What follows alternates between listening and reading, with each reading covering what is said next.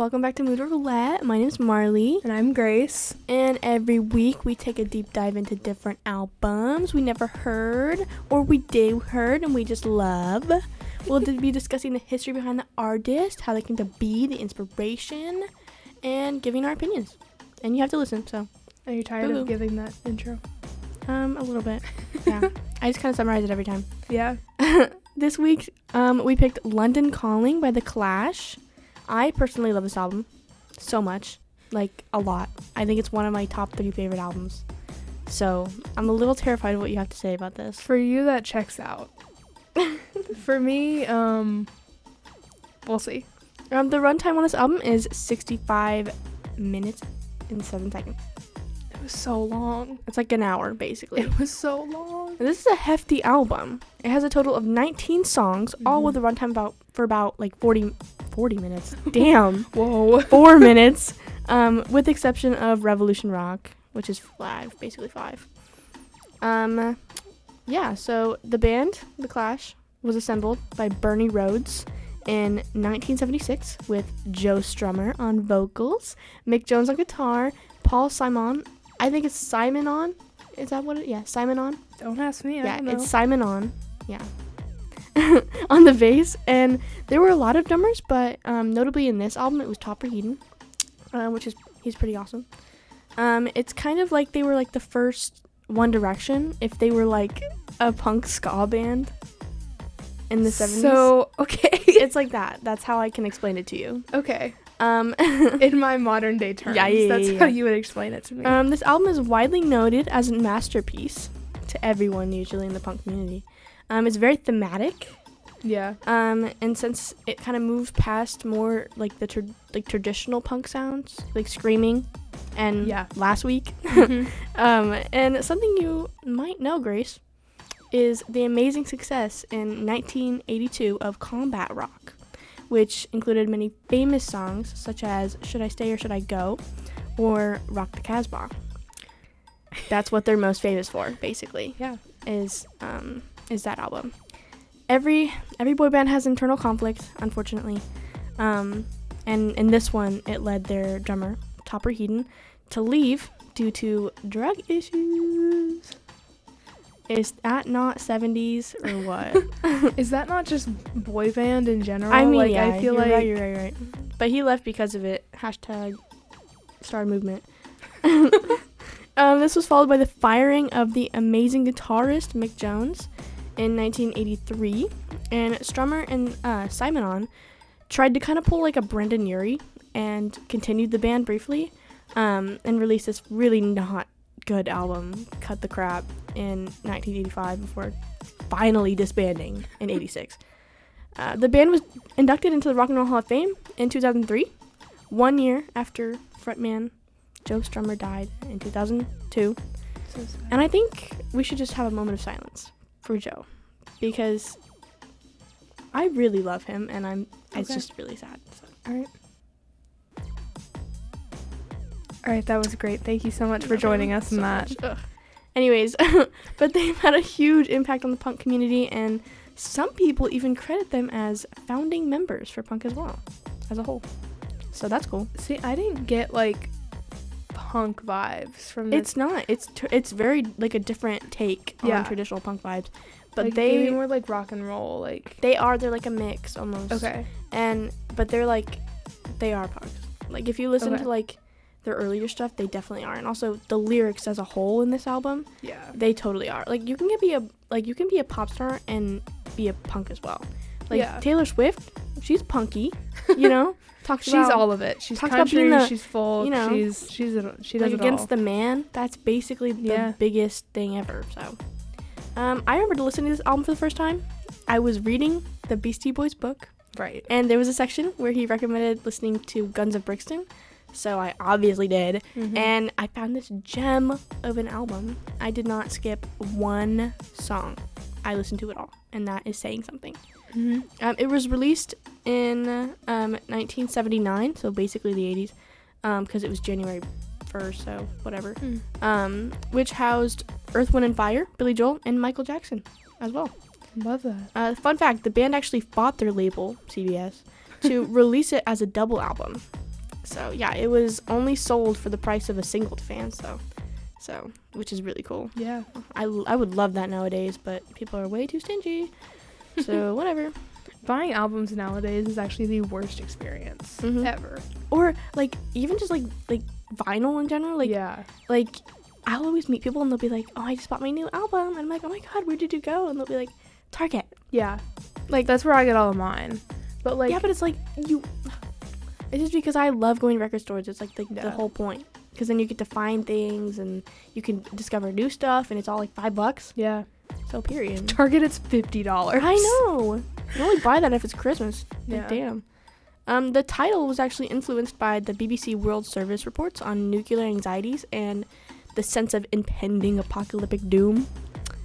The lyrics reflect that as well. They tackle issues such as unemployment, racism, drug addiction, and consumerism. So, of course, it was all looked over and nobody talked about it.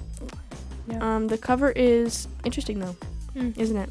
Did you see any similarities? Please hold as I pull up the cover on my Spotify. Grace is not prepared at all. I'm not prepared at all for this. Guys, I had an exam this Pissing week. me off. I had an exam. Oh, he's smashing his guitar. Yeah, but do you see anything like interesting? It's okay to say no.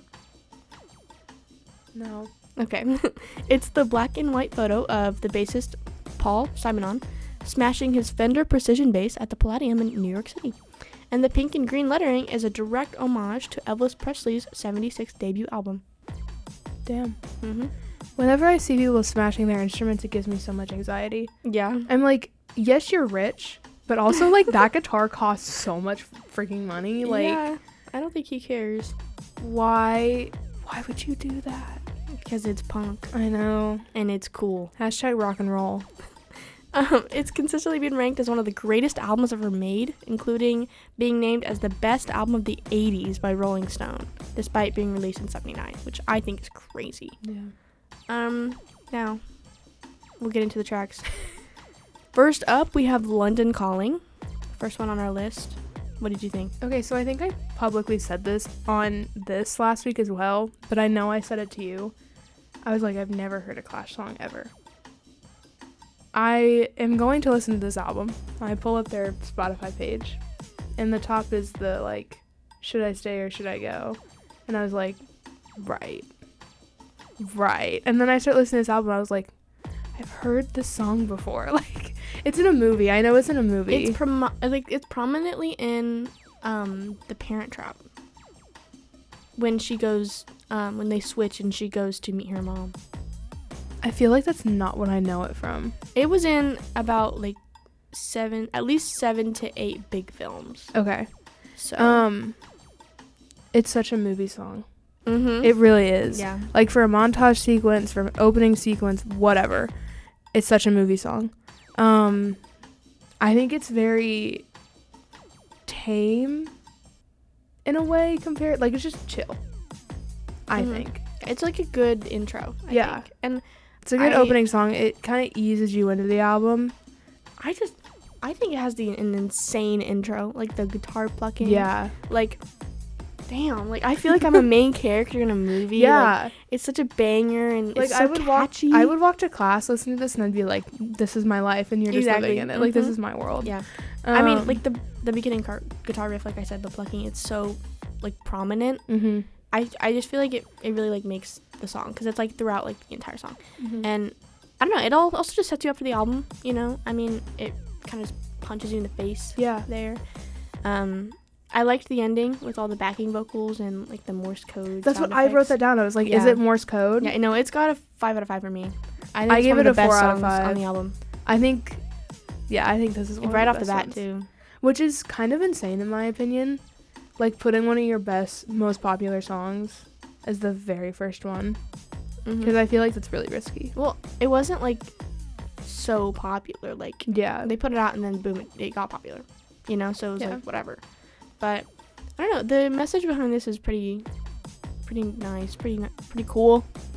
Pretty cool. I don't want to say bombing is cool, but you know, it's a dystopian warning against environmental, social, and nuclear despair.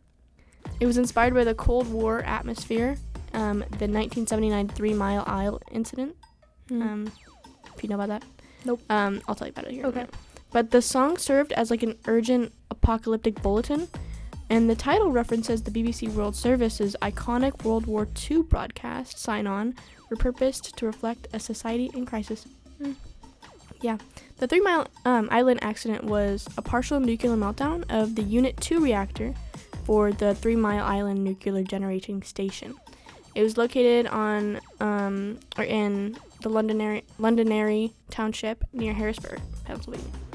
Interesting. So, basically, what I'm saying is it's about bombing and the Cold War and everything that was going on at that time. Yeah. All bad stuff.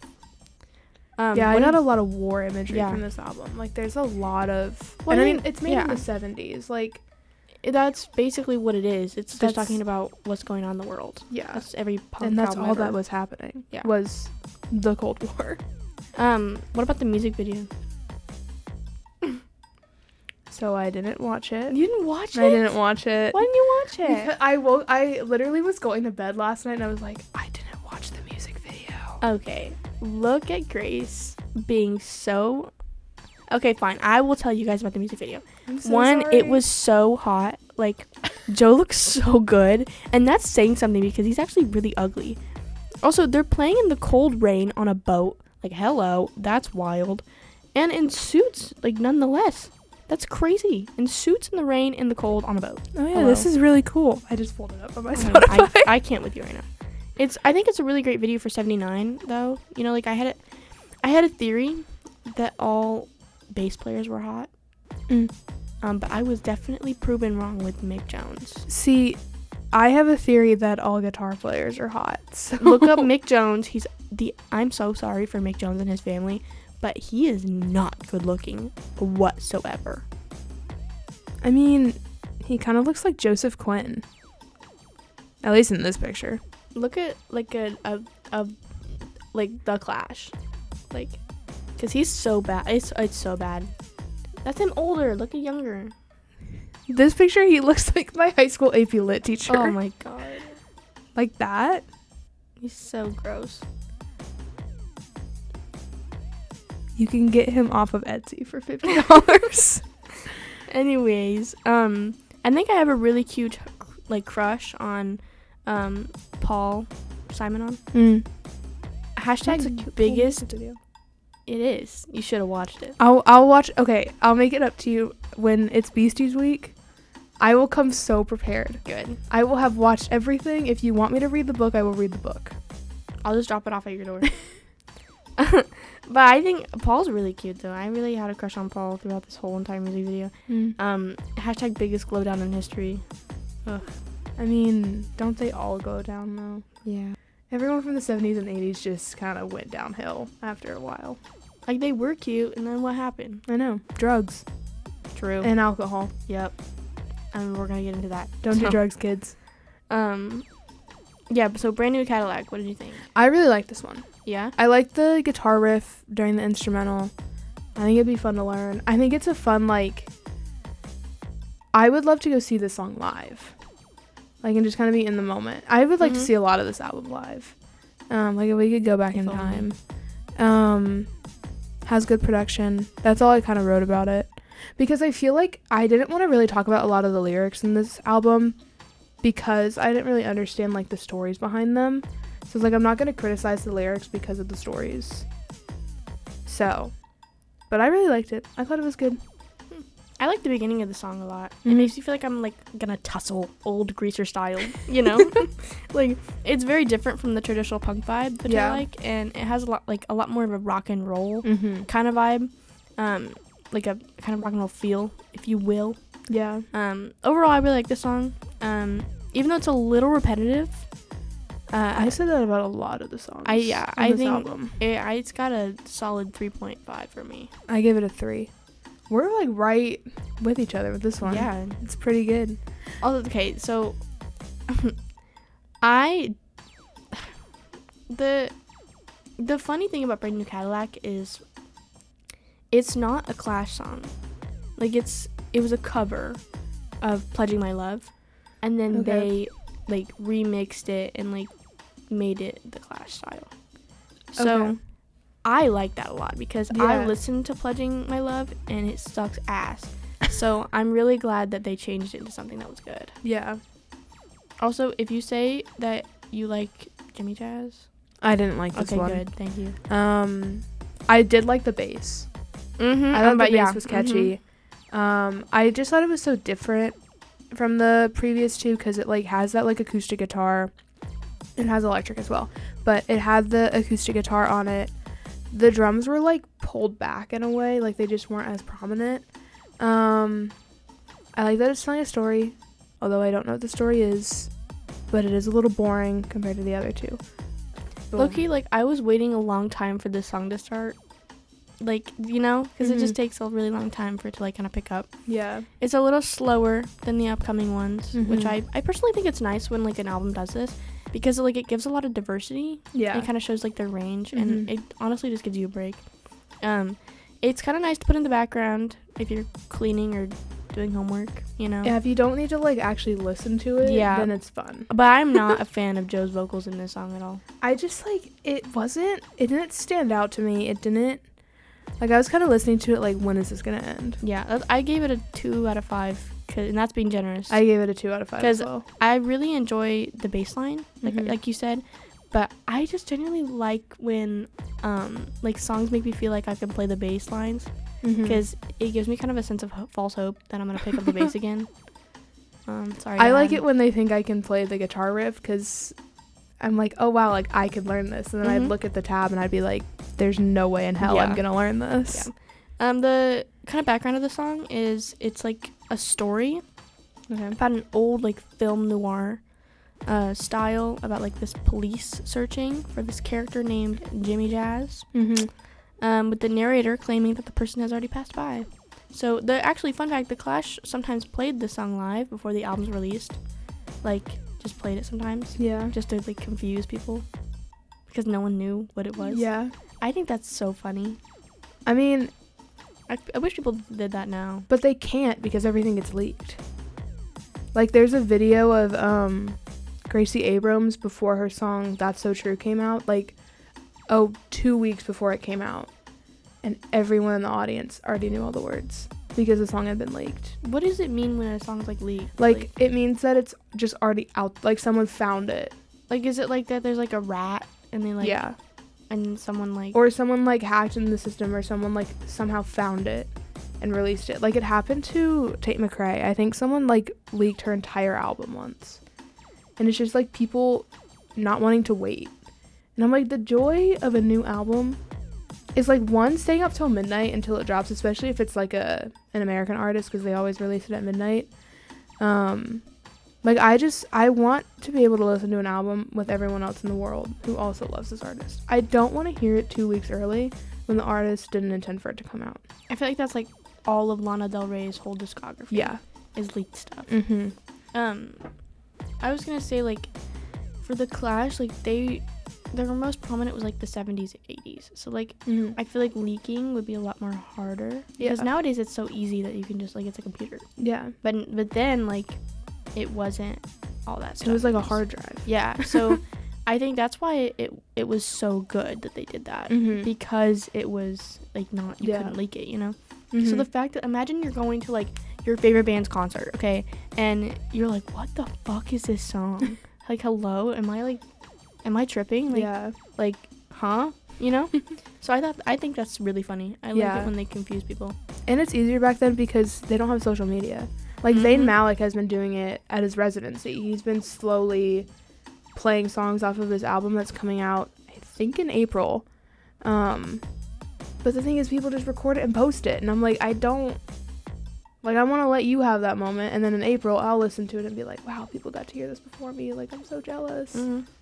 People will ruin things. I know. It's so annoying. I wrote 2 things about Hateful. I said, okay, we're back to the upbeat sound. And this is about drugs. Yes, it is about drugs, for sure. I think this song actually really showcases the vocals of the band as a whole. Like, the drum beat, the bass line. Yeah. Like, the layering of all the different voices. I think they just work together so, like, beautifully. I like that it gets slower during the chorus. Yeah. I think it really makes for like a better sound. But it also is just symbolism for what it's like to be on drugs. Right. Okay. Also, I think the chorus is so good and so goddamn catchy. Mm-hmm. Like, I listen to this song all the time. So. Yeah. I know they say it a lot, but it really gets in your head. Yeah. I rated it a 4 out of 5. I gave it a 2. Right. Okay. And I can't really tell you why. Oh. I just don't think I liked it. Okay, that's fair, I guess. I feel like if I re-listened to it, I would rate it a little bit higher. I guess that's like, I fear that's like gonna be all next week for me. I'm terrified. It's Marley. Next week is gonna be so fun. Okay. The kind of like the backstory behind this song. Mm-hmm. It reflects the band's observations of drug culture, partly inspired by the sad, awful 1979 death of the Sex Pistols bassist Sid Vicious. Don't know who that is, but I hope rest in peace, everyone Sid listening Vicious. can have a little moment of silence for him, because Sid Vicious, R.I.P. We love you. Just know that we love him. Okay. The lyrics, I'll take your word for it. The lyrics contrast a delightful escape from loneliness provided by drugs with the harsh reality that they must be, quote unquote, paid for. So it's like a paid for escape from loneliness, which I think is cool. Yeah.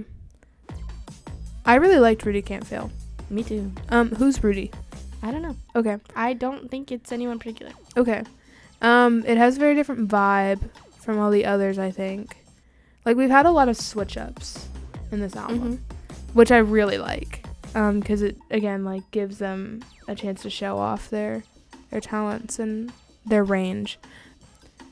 And it gives a kind of vibe, like, when I was listening to it, I would like to picture them, like, sitting in the studio with just all their instruments, like, improvising the whole time. Like, one of them was like, guys, I have this idea. Like, just go with me. And then they were all just kind of, like, jamming, which I really hope is the case. I don't think it is. I like all the ad-libs. I like all the back and forth, like, the switching of the vocals. I think it just shows, like, them having fun in a studio, which is great. It probably has a really sad backstory, but, like, I'm gonna change my top 3. This one was really good.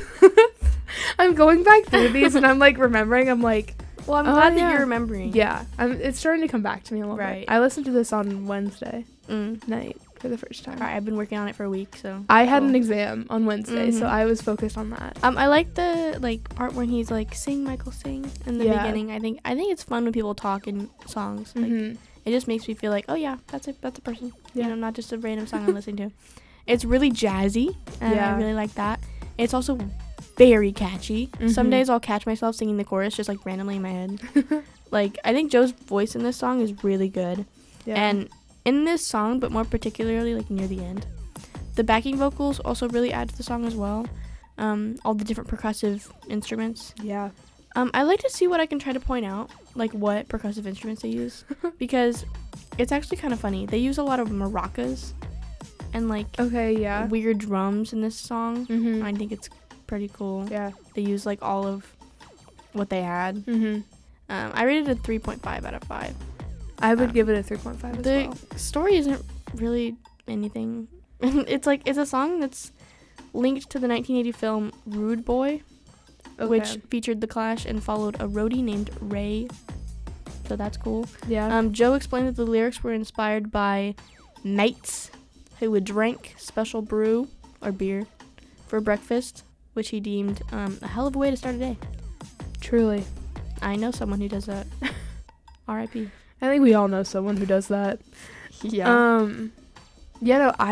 I really like this song because it was just like, I think this album, and we'll kind of get into it, especially with these next couple of songs, it is kind of dark, this album. Like, it has a lot of dark themes. Yeah, like, it's about the war. Yeah. And about drugs. And like, bombs. Yeah. This one was just kind of like, we're just gonna jam. We're just gonna have fun. Which is kind of low-key contrast to the next one. So, this is about the Spanish Civil War, right? Is it? That's what I read on Genius on accident. It is, yes. I said a fun history lesson, like an upbeat song that's about war. Love it. I mean, yeah. Yeah, because I was kind of listening to it and then I was like, this is about something, and so I looked it up. No, yeah, it's like after the band heard of the ETA terrorist bombings of tourist resorts on the Spanish Costa Brava. It like bridges the 70s Spanish terrorism with the 30s Spanish Civil War, kind of highlighting the like violent history. Mm-hmm. So that's kind of like what it's about. I like the chorus. Yeah. I like it how it's in Spanish. Yeah. It directly translates to "I love you, oh my sweetheart."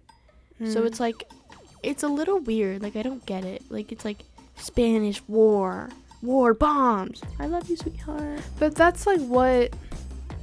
I mean, I feel like whenever you, because obviously we never lived through this, but whenever you look back at like war movies or like, you know, you go through war history, there's always those like little tidbits of like people being in love. Like there's that famous picture of like after World War II on the train tracks of the guy kissing his like girlfriend or something.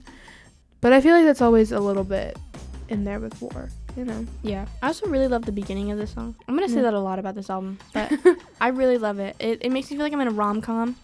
Yeah. Like I think I sing along to this song every single time it plays. Every single time. Yeah. And actually, I think I listen to this song every single day, like on my way to class. Like it just comes on and you're like, ooh, yes. There you go. Like the guitar in the back just adds like so much to it. And when I discovered this song, I genuinely like I felt like I discovered a part of my soul. I personally did not have that visceral of Like a reaction. 5 but out like, of 5. If I could rate it a 6, I would. I would give it a 3. A 3? I am changing a lot of my ratings Oh as my we're God. talking about this, I will say. Oh my Because I God. originally have it as a 2. Oh my God. But I think I'm going to give it a Okay. 3. This song weirdly gave me Broadway vibes. The Right Profile? Yeah. Damn. I feel like I could put it on a stage. There would be a dance break. It would be huge. Because there's the point where it's like, there's this huge instrumental break. And then they all come back in. I'm like, this is stereotypical Broadway. I think it's so like 2000s core. Yeah. I think the brass is a really good touch. Yeah, and it's Well. just like, it's blatantly telling a story. Like, it's just like, this is it. This is what's happening. Which I like that. Yeah, but I think, it's the equation for a perfect Broadway song. You know, you got the blatant storytelling, you got the dance break, and you got like killer vocals and production. Yeah, his vocals are really good in this one. I like Yeah. it. The song kind of shows the details of the tragic life of Hollywood actor Montgomery Clift. It focuses on his 1956 car accident, which disfigured his face and spurred a decade-long addiction to alcohol and painkillers. I think it's the perfect story for a Broadway show. Right. Okay. It's often referred to as the longest suicide in Hollywood history. So that's cool, I guess. Interesting. The title refers to the, at times, desperate need to shoot Cliff only from his right profile due to the facial injuries from his car accident. That makes a lot of sense. Yeah. So sorry, Cliff. I hope you're dead. Sorry, Cliff. Rest in peace. We have a lot of rest in peace. We have a lot of, I mean, they're an old band. They're all dead. Not all of them. Not all of but them are like, dead. a lot of people A who lot of are them are. associated with this band are dead. Stop, okay, stop. I gave this song like a 3 out of 5. Okay, this next song I love a lot. And every single time it comes on, I can't help but just like sing along. It's such a good song. And it like the message of the song is really sweet and thoughtful. Like, but overall it's a lot like slower as well, which I said this earlier, but I really like slower songs. In this album, which you would never hear me say. But they're really good for like a nice stroll on campus or like contemplating life. But also the beginning guitar is just so pretty. Yeah. And Joe's vocals, they're so good. And like Hello, it's so soothing and like but also punky as well. I don't know. I rated it a 4.5. I said it's a stereotypical song structure. It's verse, chorus, bridge, chorus, which is very modern. I said it's good beat, fun melody. It's a little bit repetitive, And I'm going to Well, start saying that more yeah. often now that we're Yeah. getting deeper into this album. I said it felt like kind of a filler song in a way. Like for me, it didn't live up to everything else on the album. Okay. I think there's more songs that are more filler than this one, but this one kind of felt like one that they just kind of threw in there. But overall, pretty good. I gave it a 3 out of 5. I love this song There's so much. a theme for me in this It's like album. a metaphor for modern life, a place with quote-unquote special offers that promise personality, but instead led to isolation. I don't know. I love this song so much.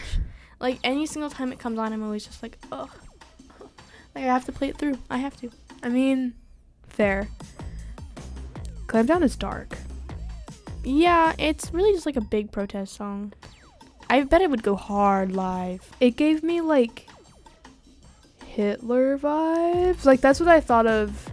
Like a dictatorship government is Yeah. what I thought of. Yeah, And I was like, is this about Germany in the 1940s? also, they're in London, Yeah. so. And then there's that switch up, like, in the middle of the song. And then it goes back to what it originally was, which gave me, like, it symbolized, like, a different point of view. Like, the song starts from one point of view, and then this switch up happens, which is a different point of view, and then it goes back to the original. Okay, I didn't catch that, but that's cool. I'm really a big fan of the talking and the yelling in the beginning, too. I don't know why, I just like it. It's just, like, I mean, it gives very much, like, we don't want to live the way that we're living. Mm-hmm. Like, Which something is needs to very change. punky. It's very punky. It was good. I really like this one, actually. I really like the chorus. I think it's really catchy. And I think the cowbell is a nice touch. More cowbell. Hashtag more cowbell. No. I gave it a 3.5. I also gave it a 3.5. I think this is the first time Yeah. we're kind of like right with it, except for the last one, but like Okay. the bass on the Guns of Brixton Yeah. was so good. I really like Guns N' Brixton, not because of Adam's recommendation to me and everyone who read his book, but because it's like, it just feels different. Yeah. It feels more of like dark, and it feels more tough and aggressive almost. But it's like slower, and Yeah. I like the fact that it's also sung by the bassist, so that's cool. It's There you sung by Paul. Slay Hot he Paul. is. But because AP looking bass player. I like the message. It's very punk of them, if I do say myself. I Yeah. give it a 4. Just because I gotta bump it up because Adam told me to listen to it. Yeah, it's just about Paul's upbringing in Brixton and police brutality and social discontent before the 81 riots. Yeah. You know, the song reflects the defiant stance against oppression and the warning of coming civil unrest, which I think is very now. Yeah. So, There's a lot of parallels in this. which is crazy. 79 to now. I mean, history repeats itself. Yeah, I wrote, don't know where Brixton is, but I hope everyone's okay. It's again very repetitive. This album has a lot of very repetitive songs, but it wasn't like last week, because I commented a lot on the repetitiveness of last week as well. I liked the repetitiveness in this one, but because it's also like the songs were longer, so it made a little bit more sense. Yeah, and I said like it reminds me of like a struggling government or like country who's just like the oppression. That's what I was trying to say, and I couldn't find the words, so that's what I wrote down. I would probably give it a 3 out of 5. There's a very strong theme here with me writing these songs, but it's okay. It's okay. Grace just loves oppression. I really do. Like, can't you tell? She just hates punks. Grace hates punks. Okay, so I hate this song. I hate Rangamboyo. I don't like it. It's a cover of the 1967 Rocksteady song by The Rulers, and I think it should never have gotten covered. It's not. It's like almost like a fake out at the start of the song, which I like, but honestly, it feels really out of place for The Clash, and it's definitely not my favorite, so it gets a 1 out of 5, for sure. Okay. I did not know it was a cover, so I went into this thinking that, you know, they had written it and stuff. I love the melody and the beat. There was that change up, like you said. In all caps, I have trumpets. I love a good trumpet. I love a good brass section in a song. It's like a little guilty pleasure of mine when it comes to music. I like the harmonies on the vocals throughout what I think is the chorus. It's one of the songs that, like, if you were to make a movie and you had like a high school prom in like the 80s, like this song would play and like people would dance to it, not really understanding that like it's a dark song and like the lyrics do mean a lot. Yeah, I gave it a 4 out of 5. That's actually like I crazy. liked it. That's interesting because I hated it. I always like on Spotify when I listen to it, I always hit like the don't show so it doesn't play.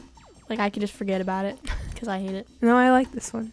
This next song, Death or Glory, I really like this one. really like this song, but also I rated it pretty low just because I like it a lot, and the melody is nice, but like I don't know. Like I like the guitar doubling where the guitar plays at the exact same time, like exact notes as the bass. I always like that. And I think it adds like a level of thickness to the sound. Like say what you want about the song, but the chorus is really catchy. Chorus is good. I'm always humming this one. Overall, like I like it, but it's not like the best one in the album. I really liked how on the bridge they really pulled back, and then it just kind of grew again. I really like that. Again, kind of repetitive, but not bad. I love the instrumentals on all of these songs. Like they're very similar, but they're very different. Like I mean, it's a band from the 70s, so they're all gonna have guitar, bass, whatever. But it's very similar and very different at the same time. I give it a 3.5. I give it 3.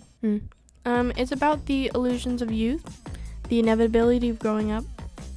The song examines the transition from rebellious youth to adulthood.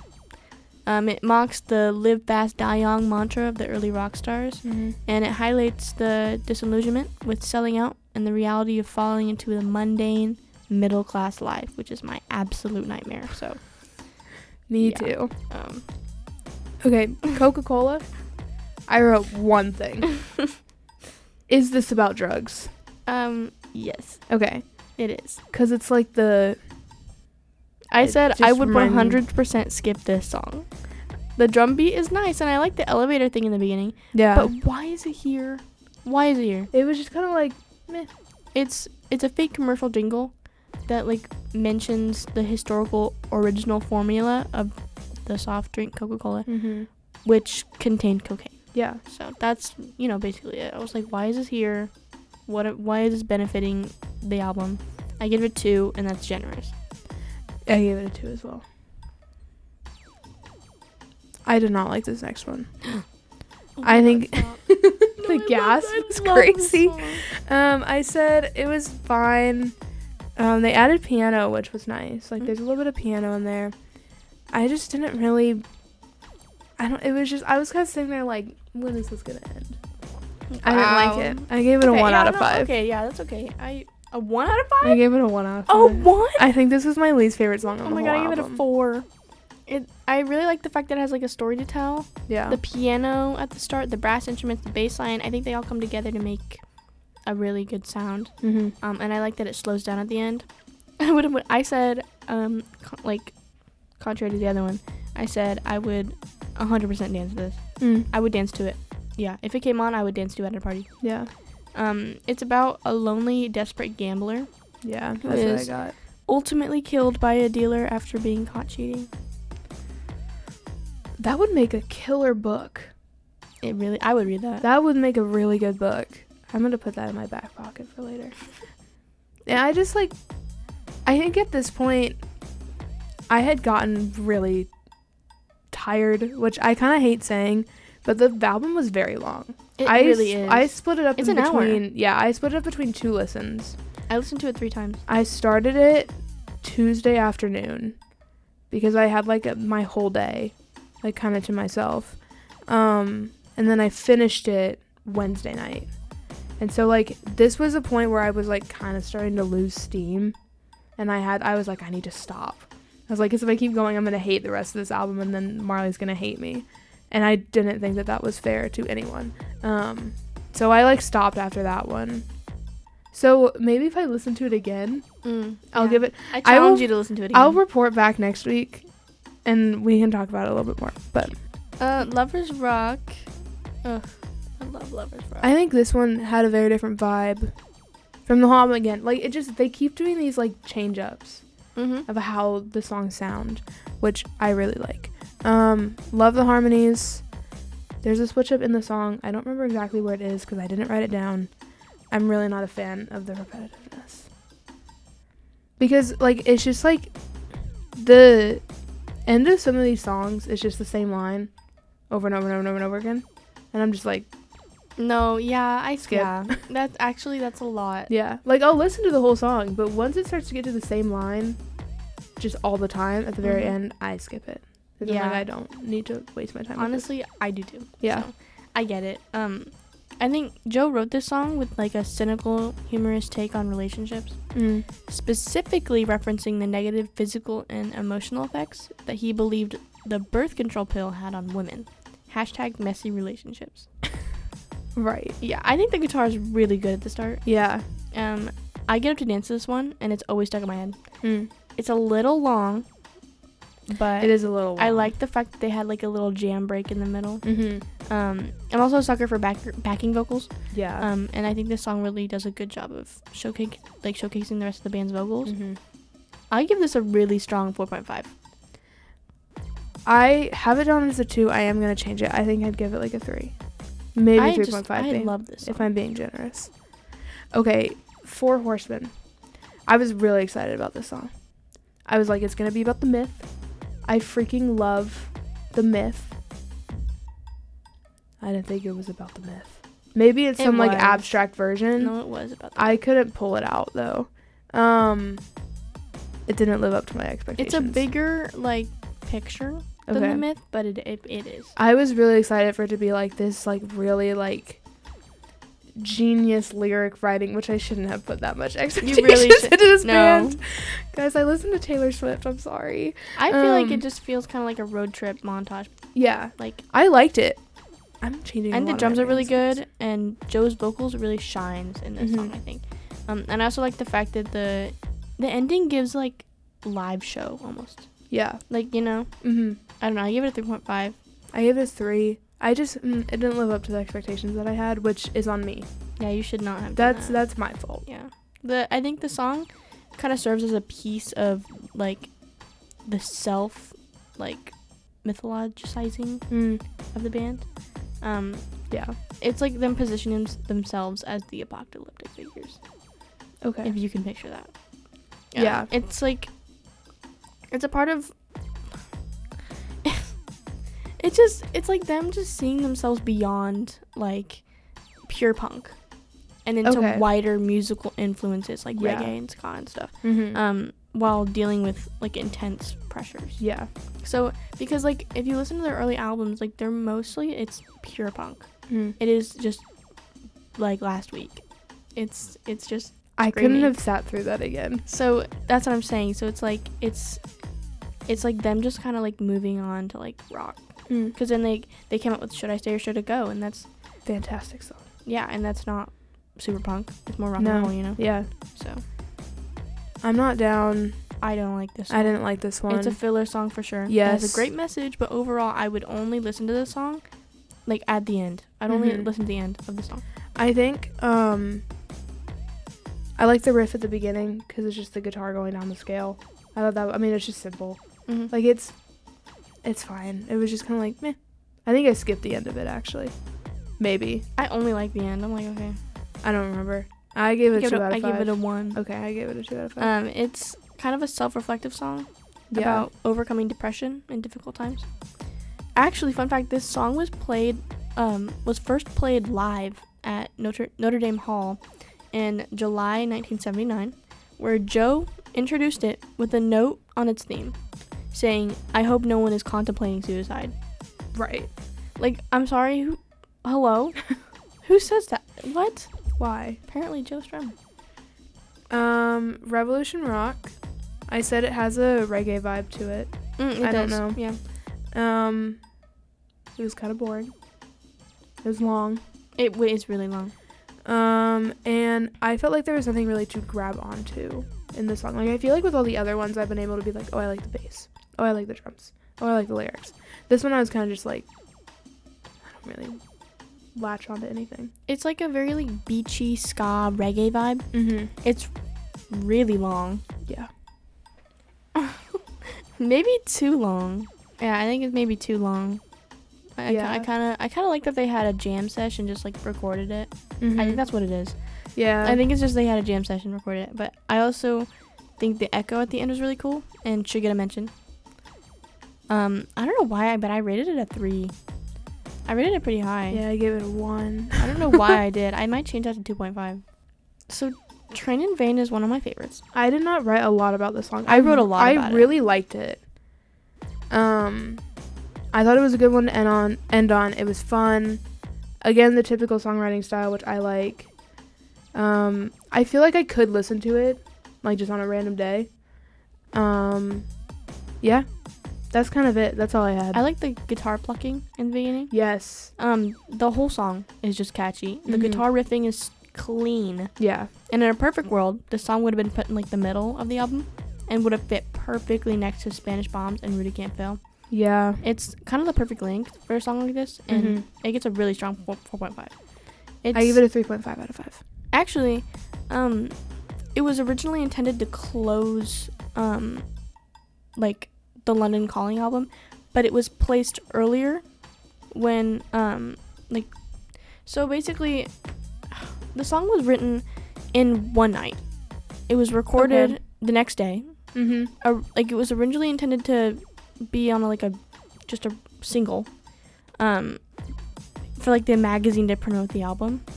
But when the deal fell through, they were like, damn, like, what the fuck are we doing with this shit? So since the artwork for London Calling had already been printed, Train in Vain was added to the end of the tape, making it a hidden track on the first pressings. So there you go. This was a hidden track. Fun fact. It It was written by the guitarist Mick Jones, the ugly guy. The song chronicles his breakup with Viv of Albertine of the Slits. I love the Slits. Touching on themes of heartache, #punk beef, lyrics like "I need new clothes," "I need somewhere to stay," also refer to the burglary of his apartment. Damn. Hashtag sad. Yeah. And is considered a response to the Slits song "Typical Girls." So, which you should take a listen to because it's really good. Yeah. It was released as a single in 1980. It became the Clash's first major U.S. hit, peaking at number 23 on the Billboard Hot 100. That's pretty good. That's really good. Yeah. Congrats, guys. To my close personal friends. I actually had it rated lower, and then I listened to it again, and I was like, anytime that like I would hear the beginning, I would just, I think it's so good. Why do I have it rated so low? Yeah, I think it was, overall, I think this album was one of the first ones that we've kind of agreed on. Yeah, that's kind of weird. Out of the other two, which is, honestly gives me a lot of hope for the rest of what we have to come. Man. I don't know. It gives me a little bit of hope. But overall, I think I rated this whole album an 8 out of 10. I think I'd give it like a 7. What did I give I gave last week a 6. I'd give this 7.5. Okay. Yeah. So we're like on the right track. Yeah. Yeah. This is the first one I think we've agreed on. Yeah. Granted, it's our third one, but I mean, hey, we got a lot. We got a lot to come. Yeah. I think my top 3 would be, and in no particular order, London Calling, Rudy Can't Fail, and probably Death or Glory. But if you could say which one like is your top favorite, which one would you say? Probably Rudy Can't Fail. Okay. I like really like that one. Period. I just like that it's so like different from all the other dark government themes. Yeah, I'm trying to look back to make sure that that's what I would say. But yeah. Those three. My top 3 are in this order: Spanish Bombs, Okay. Lost in the Supermarket, Train in Vain, and an honorable mention to Lovers Rock because I just have to. I just love it.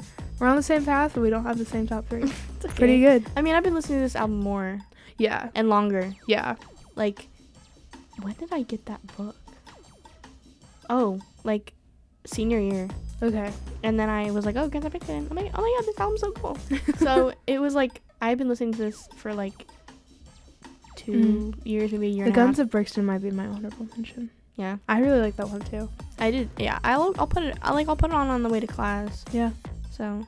Honestly, I'd put a lot of these songs like on my playlist. Like on my Spotify, I have one playlist that has every song that I like, and it's like 18 hours long. It's incredible. I'd probably put that on that. Put some of these on that. I already have like 13 of them saved, so yeah, probably. Do you have this one on vinyl? No, but cassette? I want it. Okay. I want it so bad. Every single time I go to the record store, I always look for it, but it's never there. Interesting. It's always like Sandista, like their album before Combat Rock. Like it's like, why don't you have? It's such a good album, and it would be such a good album to have on vinyl. I'll check my record store by my house Like, when I'm I go home. pissed. What's for next week? So, guys, I am making my epic return as host because Marley's done it too often. Next week is Cleopatra by the Lumineers. One of my all-time favorite albums. I'm so terrified. No, I'm so scared. I genuinely love this album. I love this band. I got to see them live in July of last year, I believe. It was in the summer. And it was just like they're so, I love them. And I love all the stories behind this album. I think that this album is so, it's very like raw and real. And I think it could pertain to a lot of different people in their lives. I'm so over the moon that we're doing this album. And I was listening to it on, God, was that Monday? I was like walking to class. I was like, oh, I should just give this a listen really quickly. Because it's a shorter album. I think it's like 11 tracks. It's pretty short. Yeah. I don't want to give anything away because I'm so excited. I'm so sorry, Mom. I hate folk music. I can't. I don't like it. It's so good. I don't like millennial music. I don't like music I would hear Here's the thing, in though. Here's a the thing, millennial burger bar with the man buns and the flannels. I can't. But I'm very excited, making my epic return as the host, as the one who's gonna talk the most. That rhymed. Just wrote a bar. It's okay. It's okay, guys. You'll get me after Grace again. Right. We're gonna be back to our hip hop. It's gonna be so good. Yes. Next week is Lumineers Folk Week. We're doing a complete 180 switch. We do that a lot. We do that a lot. I'm excited. Thank you all for listening. We hope you enjoy our 3rd episode. Period. Yay! Yes.